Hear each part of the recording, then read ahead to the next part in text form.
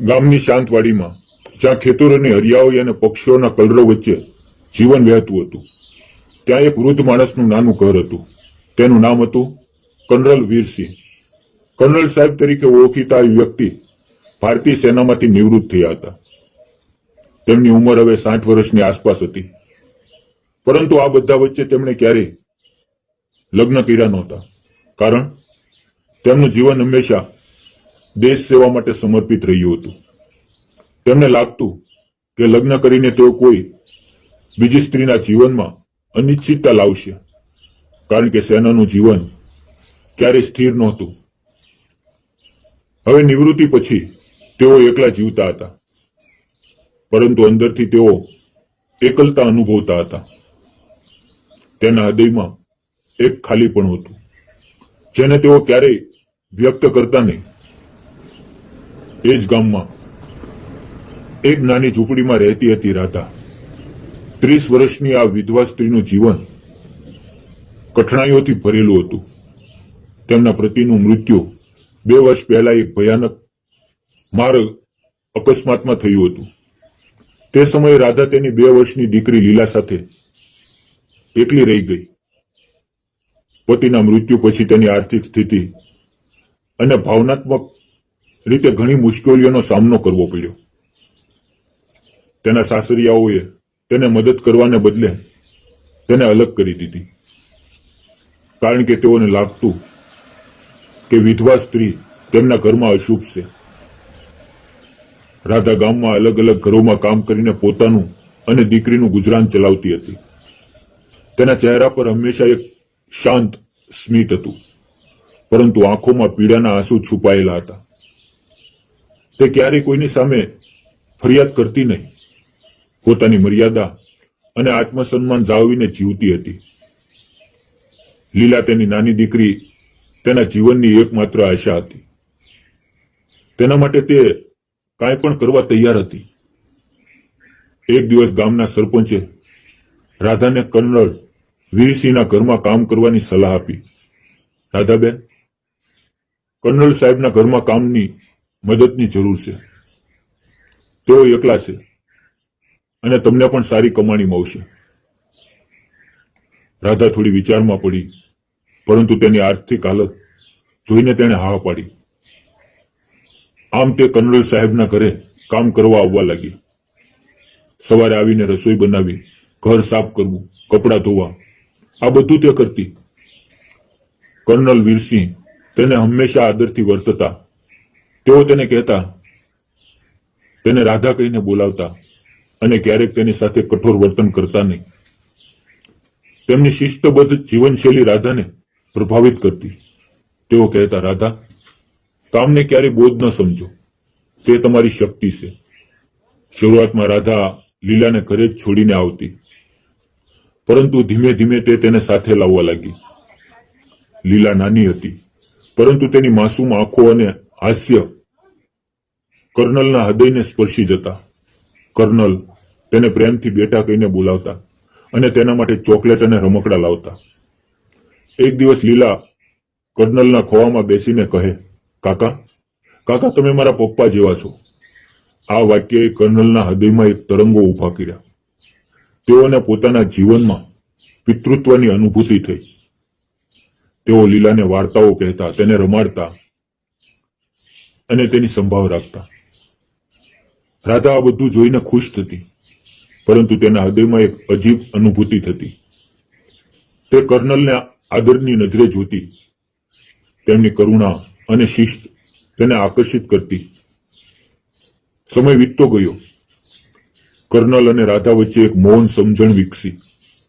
તેઓ વાતો કરતા, જીવન વિશે, સંઘર્ષ વિશે અને ભવિષ્ય વિશે. કર્નલ સાહેબ રાધાને કહેતા, રાધા, સ્ત્રી એ શક્તિ છે. તમે તમારી દીકરી માટે લડી રહ્યા છો. તે તમારી સૌથી મોટી જીત છે. રાધા તેમની વાતો સાંભળીને પ્રેરિત થતી. તેને લાગતું કે કર્નલ જેવા માણસને મળીને તેનું જીવન બદલાઈ રહ્યું છે. કર્નલના હૃદયમાં રાધા માટે ઊંડો આદર અને મૌન પ્રેમ જાગ્યો.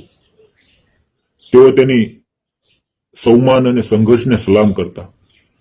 લીલા માટે તેમનો પ્રેમ પિતા જેવો હતો. તેઓ વિચારતા કે કાશ તેમનું જીવન આવું જ હોત, પરિવાર સાથે. પણ એક વરસાદી રાત હતી. આકાશમાં વાદળો ગરજી રહ્યા હતા અને વરસાદની ધારાઓ જમીનને ભીંજવી રહી હતી. રાધા તે દિવસે કર્નલના ઘરે કામ કરી રહી હતી. લીલા તેની સાથે હતી અને તે ઘરના એક ખૂણામાં રમી રહી હતી. કામ પૂરું થયા પછી રાધા ઘરે જવા તૈયાર થઈ, પરંતુ બહાર વરસાદની તીવ્રતા વધી ગઈ.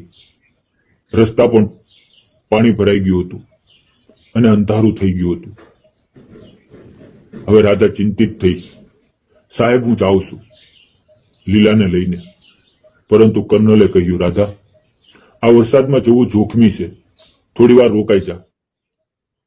રાધા બારી પાસે ઊભી રહીને વરસાદ જોઈ રહી હતી. તેના મનમાં અનેક વિચારો આવી રહ્યા હતા. તેના પતિના મૃત્યુની યાદ, તેની એકલતા અને કર્નલની કરુણા. કર્નલ તેને જોઈ રહ્યા હતા. તેમના હૃદયમાં એક તોફાન ભરાઈ રહ્યું હતું. તેઓ ધીમેથી તેની પાસે આવ્યા અને તેનો હાથ આદરપૂર્વક પકડ્યો. તે સ્પર્શમાં કોઈ અયોગ્યતા નહોતી, માત્ર શુદ્ધ ભાવના હતી. રાધા ચોંકી ગઈ, પરંતુ તેમની આંખો જોઈને તે શાંત થઈ. કર્નલના અવાજમાં ભાવુકતા હતી. રાધા, રાધા, મેં તને ક્યારે કહ્યું નથી, પરંતુ તમારી તાકાત અને તમારું આત્મસન્માન મને ખૂબ પ્રભાવિત કરે છે.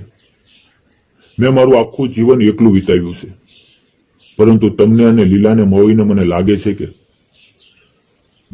ભગવાને મને બીજી તક આપી છે. હું તમારી સાથે લગ્ન કરવા માંગુ છું, નહીં કે કોઈ શારીરિક આકર્ષણ માટે, પરંતુ તમારા હૃદયને સમજીને, તમારી પીડાને વહેંચીને, અને લીલાને હું મારી પોતાની દીકરી તરીકે સ્વીકારીશ. તમે મારા જીવનમાં પ્રકાશ લાવશો અને હું તમારા માટે હંમેશા સાથ આપીશ. રાધાની આંખોમાં આંસુ આવી ગયા. તેનો હાથ કાપી રહ્યો હતો.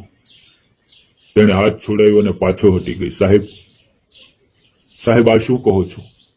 હું વિધવા છું. સમાજ શું કહેશે? લોકો મને અને તમને ખરાબ નજરે જોશે.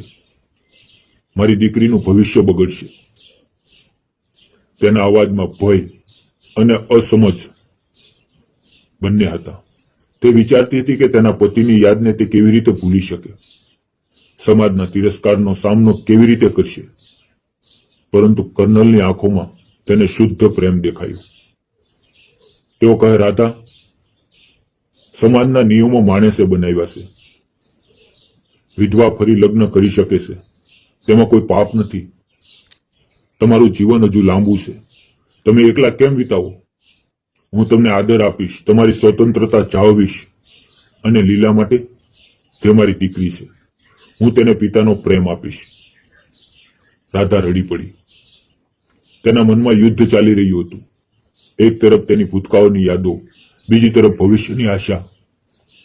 તે વિચારતી હતી કે તેની દીકરીને પિતાની જરૂર છે અને કર્નલ જેવા વ્યક્તિને મળી રહ્યા છે. આખરે તેના હૃદયે જીતી લીધું.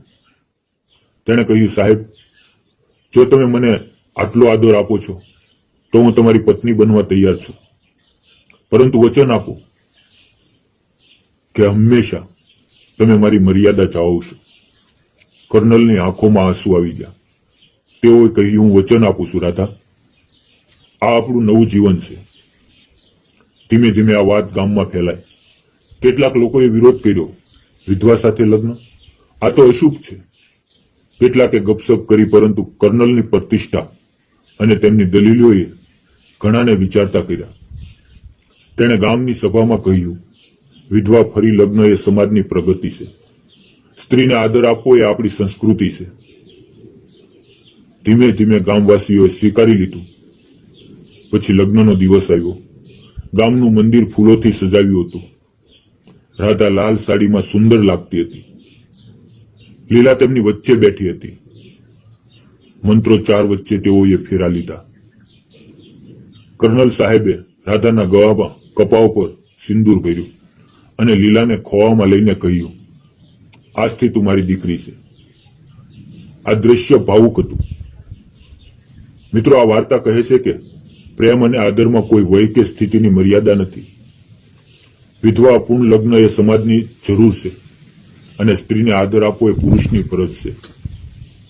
આ વાર્તા પ્રેરણા આપે છે કે જીવનમાં હંમેશા બીજી તક મળે છે જો આપણે હિંમત રાખીએ તો. મિત્રો, વિડીયોમાં આવેલા નામ, પાત્ર અને ઘટના ફક્ત કાલ્પનિક છે.